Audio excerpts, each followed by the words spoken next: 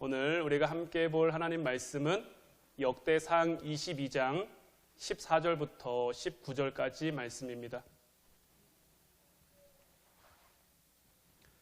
역대상 22장 14절부터 19절까지 말씀 제가 봉독해 드리도록 하겠습니다. 내가 환난 중에 여호와의 성전을 위하여 금 10만 달란트와 은 100만 달란트와 놋과 철을 그 무게를 달 수 없을 만큼 심히 많이 준비하였고 또 제목과 돌을 준비하였으나 너는 더할 것이며 또 장인이 내게 많이 있나니 곧 석수와 목수와 온갖 일에 익숙한 모든 사람이니라. 금과 은과 놋과 철이 무수하니 너는 일어나 일하라. 여호와께서 너와 함께 계실지로다 하니라. 다윗이 또 이스라엘 모든 방백에게 명령하여 그의 아들 솔로몬을 도우라 하여 이르되 너희 하나님 여호와께서 너희와 함께 계시지 아니하시느냐? 사면으로 너희에게 평온함을 주지 아니하셨느냐? 이 땅 주민을 내 손에 넘기사 이 땅으로 여호와와 그의 백성 앞에 복종하게 하셨나니 이제 너희는 마음과 뜻을 바쳐서 너희 하나님 여호와를 구하라. 그리고 일어나서 여호와 하나님의 성전을 건축하고 여호와의 언약궤와 하나님 성전의 기물을 가져다가 여호와의 이름을 위하여 건축한 성전에 드리게 하라 하였더라. 아멘. 오늘 이 시간에는 믿음의 가정을 세우려면 이라는 제목 가지고 함께 은혜 나눌 때에 하나님의 함께 하시는 은혜가 여러분들 가운데 또한 여러분들 가정 가운데 충만히 임하기를 주님의 이름으로 축원해 드립니다. 오늘 우리가 함께 본 말씀은 아버지 다윗과 아들 솔로몬의 이야기입니다. 아버지 다윗은 아들 솔로몬이 믿음으로 설 수 있게 하면서 믿음의 가정을 이루어 가고 있는데 다윗은 어떻게 믿음의 가정을 세워가고 있습니까? 오늘 두 가지를 통해 이 부분을 여러분들과 함께 나누고자 하는데 첫 번째로 다윗은 연합과 분리를 지혜롭게 해서 믿음의 가정을 세웠다라는 거예요. 오늘 본문 14절 말씀을 보면 내가 환난 중에 여호와의 성전을 위하여 금 10만 달란트와 은 100만 달란트와 놋과 철을 그 무게를 달 수 없을 만큼 심히 많이 준비하였고 또 제목과 돌을 준비하였으나 너는 더할 것이며. 먼저 이 다윗은 내가 환난 중에 있음을, 내가 환난 중에 이것을 준비했음을 솔로몬에게 말하고 있어요.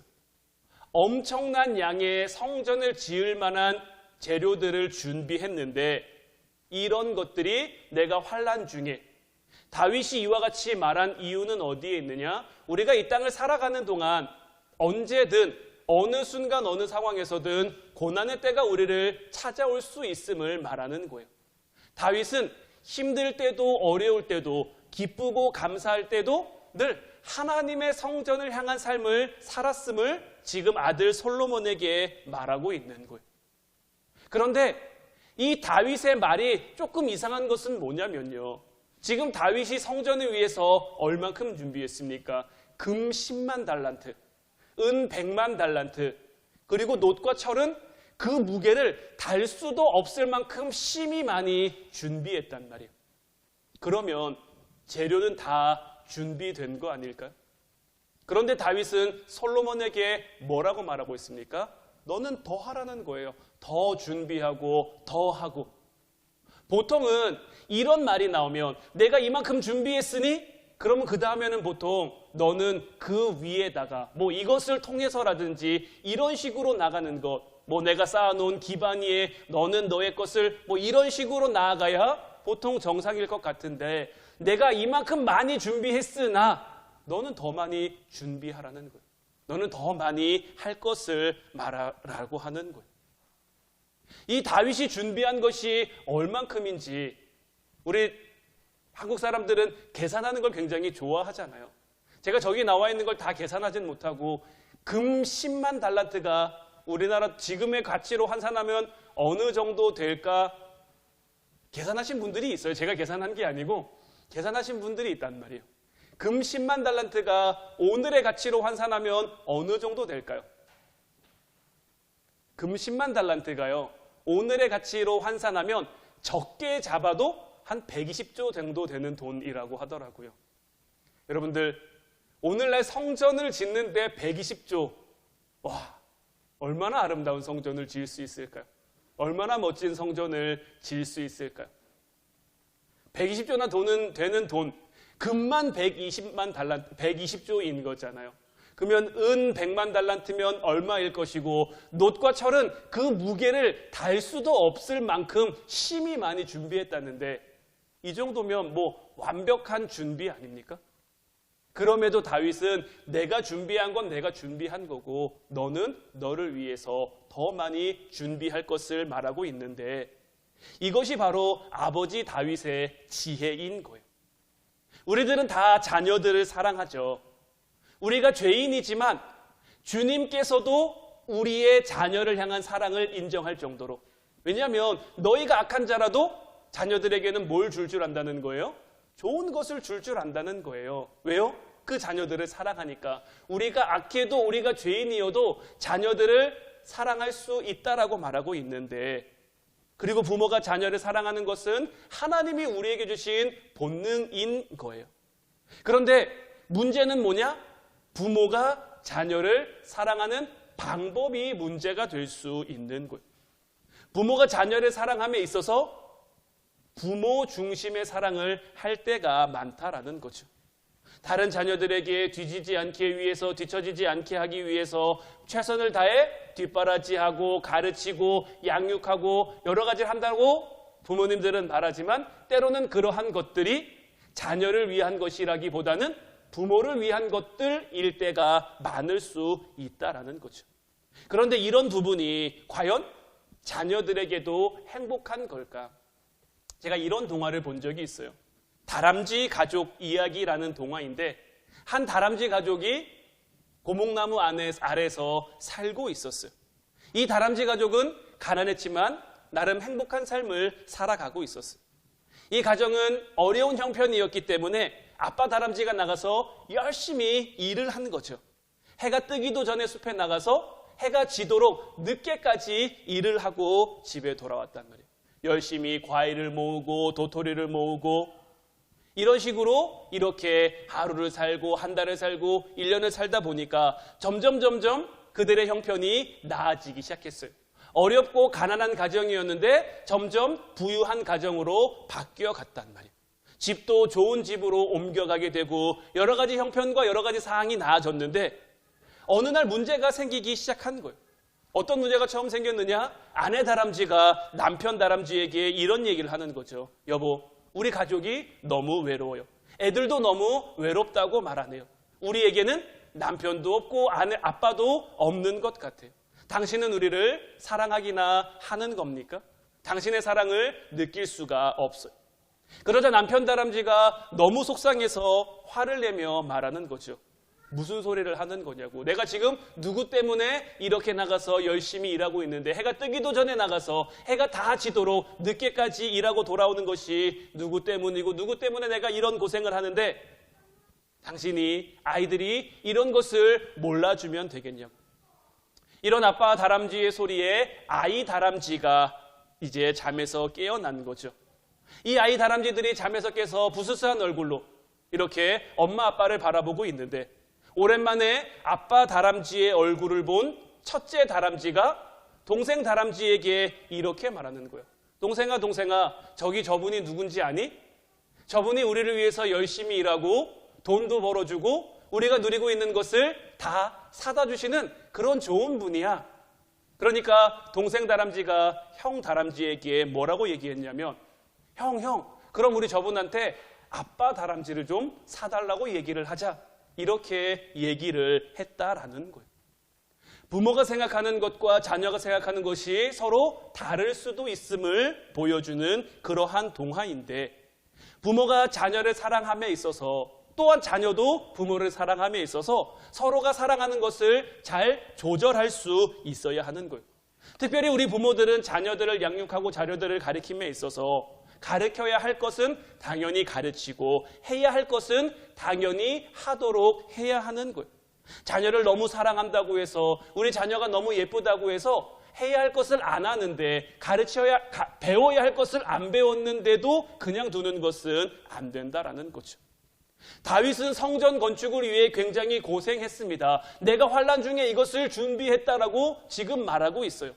그러면서 고생은 내가 했으니 너는 고생하지 마라. 솔로몬에게 이렇게 말하고 있는 게 아니에요. 솔로몬을 위해 내가 다 해놨으니 너는 그냥 이것만 가지고 살면 된다. 이렇게 말하는 게 아니에요. 자신이 해야 할 일은 자신이 하고 또한 솔로몬이 해야 할 일은 솔로몬이 해야 할 일로 남겨주고 있는 거예요. 우리는 다윗처럼 자녀들에게 최선을 다해야 해요. 하지만 자녀들이 해야 할 것은 자녀들이 해야 할 몫으로 남겨줄 수 있어야 하는 것. 이것이 우리가 자녀들을 키울 때 가장 중요한 부분 가운데 하나인 거예요. 자녀가 원하는 것을 다 해주는 것, 자녀가 바라는 것을 다 이루어주는 것이 자녀들을 위한 것이 결코 아니다라는 거죠. 물론 너무 도움을 주지 않는 것도 문제가 되겠지만 이 도움을 주고 스스로 하게 하는 것 가운데 균형이 잘 맞춰질 수 있어야 하는 것. 어떤 때는 부모가 자녀가 서로 하나임을, 우리 가정이 하나임을 알려줘야 하지만 또 다른 한편으로는 그들이 그들의 길을 갈 수 있도록 믿고 지지해 줄 줄도 알아야 하는 거죠. 이와 같은 분리와 연합이 적절하게 잘 이루어져야 믿음의 가정이 세워질 수 있는 거예요. 하나님께서도 처음 아담과 하와를 만드시고 그 가정을 이루시면서 무엇을 말씀하셨습니까? 남자와 여자가 부모를 떠나 서로 한 몸을 이루어 간다라는 거예요. 분리될 때는 분리돼야 하고 연합할 때는 연합해서 믿음의 가정을 하나님의 말씀 중심으로 세워갈 수 있어야 하는 거죠. 이제 바라기는 여러분들의 가정 속에서도 이와 같은 연합과 분리가 지혜롭게 적당히 잘 일어날 수 있기를 주님의 이름으로 축원해 드립니다. 그러므로 믿음의 가정을 온전히 이루어가는 여러분들 되시기를 바랍니다. 두 번째로 다윗은 믿음 중심으로 살도록 안내함으로 믿음의 가정을 세웠다라는 거예요. 다윗은 그의 삶을 살아가는 동안 참 많은 경험을 했죠. 정말 많은 우여곡절을 겪었단 말이에요. 그래서 많은 상황에 대한 지혜도 가지고 있었고 또한 많은 사람도 알고 있었어요. 오늘 성전을 건축하는 그 준비를 함에 있어서도 다윗에게 수많은 석공들, 수많은 기술자들 이들로 하여금 솔로몬을 돕게 했단 말이에요. 이런 사람들을 솔로몬에게 붙여주면서 무엇을 얘기하고 있습니까? 오늘 보면 15절, 16절 말씀을 보면 또 장인이 내게 많이 있나니 곧 석수와 목수와 온갖 일에 익숙한 모든 사람이니라. 금과 은과 놋과 철이 무수하니 너는 일어나 일하라. 여호와께서 너와 함께 계실지로다 하니라. 여러 가지 그를 도와줄 수 있는 장인들, 석수와 목수와 온갖 일에 익숙한 사람들, 그리고 많은 것들이 준비되어 있지만 이런 것들보다 지금 다윗은 무엇을 말하고 있느냐? 하나님께서 너와 함께 하고 계심을 말하고 있는 거예요. 다윗은 그의 삶을 살아가는 동안 하나님이 함께 하시는 삶이 얼마나 복된 삶인지를 누구보다도 잘 알고 있었어요. 그래서 여호와는 나의 목자시니 내게 부족함이 없다라고 고백할 수 있는 것이고, 내가 정말 사망의 음침한 골짜기를 다닐지라도 해를 두려워하지 않는 것은 여호와의 손이 나를 붙들고 있기 때문이라는 것. 지금 솔로몬은 성전을 건축하기 위해 다윗이 준비한 것 위에 그가 준비한 것들로 아름다운 솔로몬 성전을 짓게 될 것인데, 이 일 가운데 아무리 많은 것이 준비해 있어도 아무리 많은 사람들이 그를 도와주어도 그보다 더 중요한 것은 무엇임을 가르쳐주고 있느냐? 하나님께서 함께 하셔야 한다는 것을 가르쳐주고 있는 거죠. 우리도 우리 자녀들에게 지식을 가르쳐주는 것도 좋아요. 많은 것을 남겨주는 것도 좋아요. 이 모든 것들 다 좋지만 이것보다 우리의 삶을 살아가는 그 방법을 알려줄 수 있어야 하는 거예요. 전진문이라는 사람이 쓴 경주 최부잣집 300년 부의 비밀이라는 책이 있어요. 근데 이 책에 보면은 어떤 내용이 나와 있냐면, 과거를 보되 진사 이상은 하지 마라. 재산을 만석 이상 모으지 마라. 과객을 후하게 대접하라. 흉년기에는 땅을 사지 마라. 백리 안에 굶어 죽는 사람이 없게 하라라는 이 내용이 담겨 있는데, 과거를 보되 진사 이상 하지 말라라는 것은 명예에 너무 욕심내지 말고 명예욕을 스스로 다스려야 함을 말하고 있는 거예요. 재산을 만석 이상 모으지 말라라는 것은 소유에 대한 욕심을 버리고 사회 환원에 힘쓰라는 것을 이야기하고 있는 것이고요. 과객을 후하게 대접하라는 것은 이 땅을 살아가는 동안 사람이 중요하다는 것을 알게 하는 거고요. 흉년기에는 땅을 사지 말라라는 것은 흉년기에 삶이 어려워져서 삶이 궁핍해져서 땅을 내놓는 사람들을 도와주지 그들의 것을 착취하고 그들의 것을 빼앗지 말라라는 것이고, 백리 안에 굶어 죽는 사람이 없게 하라는 것은 부자들에게는 책임과 의무가 있다는 것을 알도록 하는, 나름 경주 최부잣집 그 가문 안에서 그들이 계속 부유하게 살기 위한 그런 삶의 지혜로 삶을 살아가는 방법으로 그 후손들에게 남겨준 책인 거예요. 여러분들은 여러분들의 자녀에게 무엇을 가르쳐주고 싶으십니까? 여러분들은 여러분들의 자녀에게 무엇을 남겨주고 싶으십니까?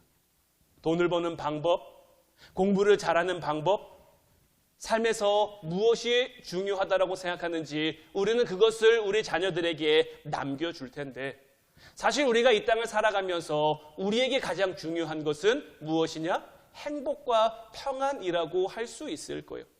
행복하지 않으면, 평안하지 않으면 아무리 많은 것을 가지고 있어도, 아무리 높은 곳에 올라가 있어도 그런 것들이 다 아무런 소용이 없는 거예요. 우리는 어떻게 해야 이 행복과 평안을 얻고 이것을 누리며 살아갈 수 있습니까? 세상이 우리에게 알려주는 방법은 돈을 많이 벌어야 된다고 합니다.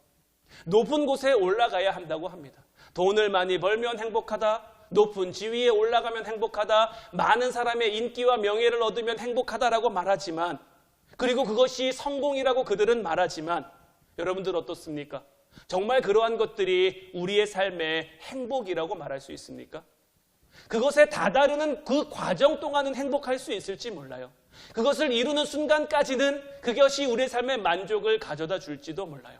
하지만 막상 그것을 얻고 나면, 그것을 이루고 나면 허탈감도 들고 허무함도 들고 또 다른 채워야 할 그러한 공허함이 우리 안에 찾아오게 마련인 거예요. 그러면 우리 자녀들이, 우리의 가정이 참된 행복과 참된 평안을 얻을 수 있는 비결은 어디에 있습니까?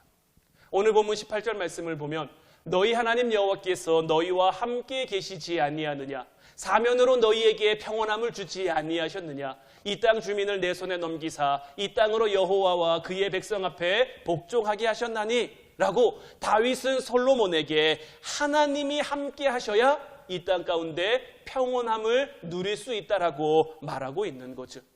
평안이라고 하는 것은 우리가 스스로 얻을 수 있는 감정, 우리가 스스로 얻을 수 있는 그러한 것이 아니라 하나님이 주셔야만 우리가 이 땅 가운데 온전히 누릴 수 있는 거예요. 요한복음 14장 27절 말씀을 보면, 평안을 너희에게 끼치노니 곧 나의 평안을 너희에게 주노라. 내가 너희에게 주는 것은 세상이 주는 것과 같지 아니하니라. 너희는 마음에 근심하지도 말고 두려워하지도 말라. 예수님께서도 평안을 말씀하셨는데, 예수님을 통해 얻는 평안이 진짜 평안이다라고 말씀하고 계신 거죠. 그러면서 이 땅이 주는 것은 진짜 평안이 아닌 거짓 평안임을 말씀하고 있는 거예요. 우리는 예수님을 믿어야, 그 예수님을 통해야만 참된 평안을 얻을 수가 있는 거예요. 그래서 예수님을 믿는 것이 우리에게 중요한 것이죠. 물론 근본적으로는 우리가 예수님을 통해 하나님 나라 가는 것이 가장 근본적이고 가장 제일 목적이죠. 하지만 우리가 하나님 나라 가기까지는 이 땅을 살아가야 되잖아요. 이 땅을 살아가는 동안 우리에게 무엇이 중요하느냐? 주님이 우리에게 주시는 행복, 주님이 우리에게 주시는 그 평안함이 우리의 삶에 중요한 거예요. 이것을 우리가 누리며 살아갈 수 있어야 하는 거예요. 우리가 예수님을 믿는데 우리의 삶이 평안하지 않다? 우리가 예수님을 믿는데 우리의 삶이 행복하지 않다? 정말 내가 예수님에게 속해 있는지, 정말 내가 예수님을 바라고 있는지, 정말 내가 예수님 안에 살고 있는지 우리의 삶을 정말 심각하게 한번 고민해 볼 필요가 있는 거예요. 왜냐하면 너희가 내 안에 거하면 내 평안을 너희에게 주겠다라고 우리에게 주님께서 말씀하셨는데, 그래서 너희는 마음에 근심하지도 말고 두려워하지도 말라고 말씀하셨는데, 우리의 마음에, 우리의 삶에 이와 같은 평안이 없다면 예수님이 거짓말을 하셨든지 뭔가가 잘못됐든지 그러니까 우리의 삶 가운데 평안함이 없는 것 아니겠습니까? 이제 여러분들의 삶 가운데 주님이 주시는 참된 평안이 충만하기를 주님의 이름으로 축원해 드립니다. 그리고 그 평안을 여러분들의 삶이 또한 여러분들을 통해 여러분들의 가정을 통해 여러분들의 자녀들에게까지 쭉 계속해서 이어질 수 있기를 바라요. 예수님을 믿는 믿음, 그러므로 우리가 얻게 되는 그 행복과 평안이 우리가 자녀들에게 줄 수 있는 가장 큰, 가장 좋은, 가장 귀한 믿음의 선물이다라는 거예요. 그러면 우리가 우리 자녀들이 예수님을 잘 믿었으면 좋겠는데 그들이 예수님을 온전히 좀 영접하고 받아들이고 믿으며 따르며 살아갔으면 좋겠는데 어떻게 해야 그렇게 살아갈 수 있느냐? 오늘 본문 19절 말씀 보면 이제 너희는 마음과 뜻을 바쳐서 너희 하나님 여호와를 구하라. 그리고 일어나서 여호와 하나님의 성전을 건축하고 여호와의 언약궤와 하나님 성전의 기물을 가져다가 여호와의 이름을 위하여 건축한 성전에 드리게 하라 하였더라. 다윗은 지금 솔로몬에게 무엇을 말하고 있냐면 마음과 뜻을 다해 하나님을 구하라라고 말하고 있는 거예요. 그리고 맡겨진 사명을 생각하고 완성하라고 말하고 있는 거예요. 그러니까 다윗이 지금 솔로몬에게 말하고 있는 것은 무엇이냐?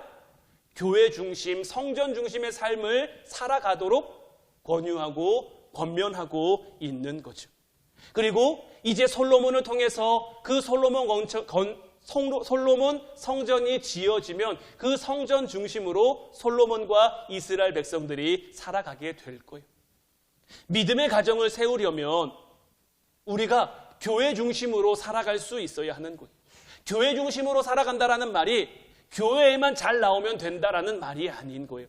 신앙이 그 삶의 중심이 되도록 살아가야 한다라는 거죠. 그리고 이것은 그냥 우리가 말로 전한다고 되는 것이 아니라 우리가 가르친다고 되는 것이 아니라 교회 나가야 돼, 교회 나가야 돼, 교회 나가야 돼, 예수님 믿어야 돼, 예수님 믿어야 돼 이렇게 말로만 전한다고 되는 것이 아니라 우리가 먼저 걷는 자로서 우리가 그들에게 보여줄 수 있어야 하는 거예요.